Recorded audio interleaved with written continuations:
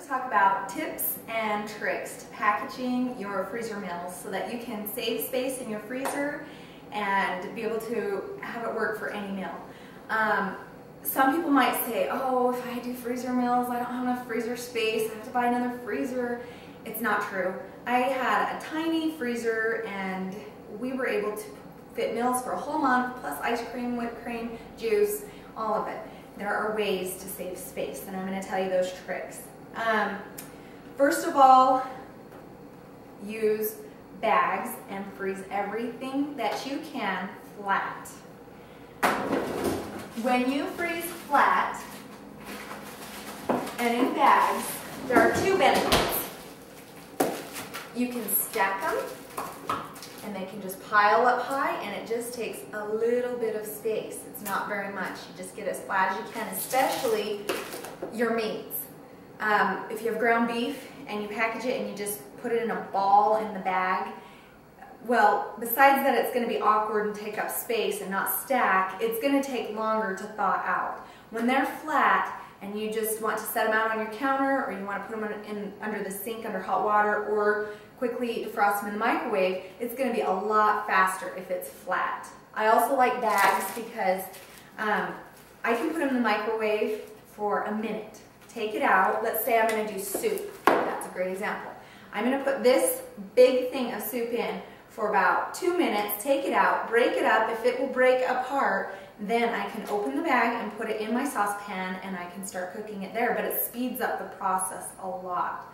And if it was in tin foil or if it was in another package, you wouldn't be able to do that. So it really is a benefit for saving space, and it also saves a lot of time on when you're actually getting them out and using them. So everything that I can think of to freeze in a bag, I do it. And to do it flat will save you space and time. The other way to freeze your meals, if it's something that you have to assemble and put together, such as lasagna or maybe a Swiss chicken casserole, something that has to be put together,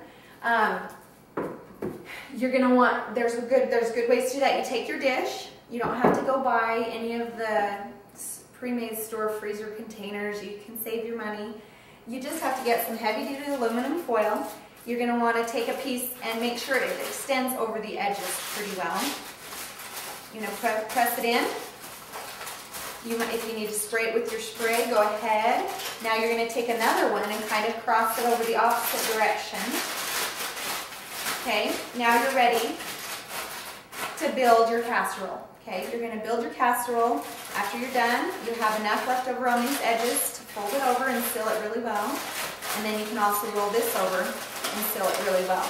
And then you have your frozen package. You can then write on it what your meal is going to be. So you forget these ones a lot. You have no idea what's in there. You take it and you put it in your freezer, and it's going to freeze. And you think, well, then I don't have my dish. No, that's the beauty. After it's frozen, you just take it right out. And now I'm just going to freeze this inside of my freezer. There's my lasagna. When I get it out to cook, I just take it out of the freezer, find the dish it belongs in, put it in. The beauty in this, no mess to clean up. Okay? If it's packaged well with your tin foil, you're going to cook it. Say I'm going to open it all up. I'm going to cook it in the oven after it's thawed out, and I just pull up the tin foil, throw it away, rinse out my dish. It's not really dirty and caked on, so it's going to save you time there too. So that is a great way to do any meals that you have to assemble. There are different sizes of bags. If you're doing a large family meal, you might need to use the gallon size bags. I find with a family of 4 or 5, we end up using the quart size bags mostly, but sometimes there are meals such as meatloaf or things that have a gravy or a sauce that go with it. You don't want to use a giant quart size bag. They sell pint size bags. Those are wonderful because you can fill those up with your sauces and freeze them, and they work great. I'm going to go into, actually we stop it because I just said they'll be good. Those can kind of be separate. I'm going to give some examples now of how to break up some of your meals, your own recipes, and good ways to incorporate them into freezer meals. An example is meatloaf. Meatloaf is great as a freezer meal. You just put it all together, mix it all up, and instead of forming it into its loaf and freezing it in a loaf, the trick is to freeze it in a freezer bag. You put it in, you smash it flat, and then it takes up less room. It takes way less time to thaw out. A whole brick of meat is going to take a lot longer. And also, once it's thawed out, you're just going to take it out. If it has, because freezer meals do accumulate a little bit of moisture. So if it has, you can just drain a little bit out, add a few more crackers, breadcrumbs, whatever it was. You're going to form it into the loaf, and then you're going to bake it. And you can do it in a loaf pan, or I do it on tin foil on a baking sheet, because then you don't have the mess, you throw it away, and the fat just goes onto the tin foil and not sitting in the dish with your meat. It's great. So to go with meatloaf, we have a sauce that goes along with it. So I would freeze a bag of the meatloaf and then a little pint size of the sauce that goes on. I'm going to list on each bag what it is. Meatloaf, meatloaf sauce, and so they go together. When I go to make it, my recipe reminds me up here there are 2 parts to this meal. So I don't get to cooking it and have it done and realize, oh, I didn't do the sauce. It lists. You can also write on your bags if you want to. This is one of 2 parts, so that you can know from there. Let's see. Another meal that is great to do is something like chicken pot pie. And I've done it before, where you make the chicken pot pie filling and you put it in your pie crust and you freeze it all together as a pie, and it works. It just took a long time to thaw out and to be able to cook it. So I want shortcuts. I want everything to be as fast as they can be. So I just make the filling, I freeze it flat in a bag, and then I make sure that I have my pie crust, and you can freeze this or keep it in your fridge. But make sure you have it, because you'll be sad if you go make your chicken pot pie and you forgot to buy your pie crust. And so you can freeze them separately. You quickly can thaw out your chicken pot pie filling. Just thaw it out, put the pie crust in the dish, then you can put your filling in, cover it, and bake it. It will take a lot less time of thawing. Let's see, another meal is, sometimes you have to break meals up. You might not be able to assemble them for different reasons. One that I break apart is enchilada casserole. It has tortilla chips in it, and if I was to freeze it with the liquid on it, they would just be a soggy, gooey mess. And so I prefer to keep them separate. So when I make my chicken enchilada casserole, I'll make the sauce and meat and put that in one bag. Then I'll have one bag that has my tortilla chips and one bag that has my cheese.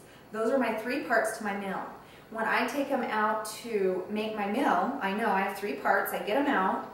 I quickly thaw out the sauce, warm it up, and then I have my chips and my cheese. I put it in the dish. I do the chips, the meat sauce, then the cheese, and I just layer it up, and then I have my meal, and it's not soggy. And do freeze your cheese and your chips with it. You do want to keep the extra things that go along with your meals. If you have a meal that has to add cheese on top, don't just say, oh, I'll just keep it in my fridge. No, you're going to eat it. Your kids are going to come make a cheese quesadilla, and it'll be gone. You keep the bags together. Put every part of the meal that you can together so that it's all there when you go to make it. And the chips will freeze great. They'll stay right with it. That's the same thing if you do poppy seed chicken that has Ritz crackers on the top with poppy seeds. You're not going to want to freeze you're going to add butter to that before you cook it. So you're going to freeze your chicken mixture in your bag, and then have a separate bag that has your Ritz crackers broken up with your poppy seeds. You get those out, you put your chicken mixture in, spread that over, and then melt the butter and put it on top, and then you cook it. So that's a 2-part meal. So you just have to think through your recipes and see how you can break them apart. Another great recipe is chicken parmesan. You can take your chicken, just dip it in the egg batter, dip it in the cheese, and then you freeze them like this. I have a frozen bag of marinara sauce. I can get those out, put them together, and that makes a great meal. You don't always have to put all of your parts together. Sometimes it's easier and faster depending on the defrosting time and things like that. And if you think through your recipes and do it these ways, you're going to really save a lot of time and have some delicious meals.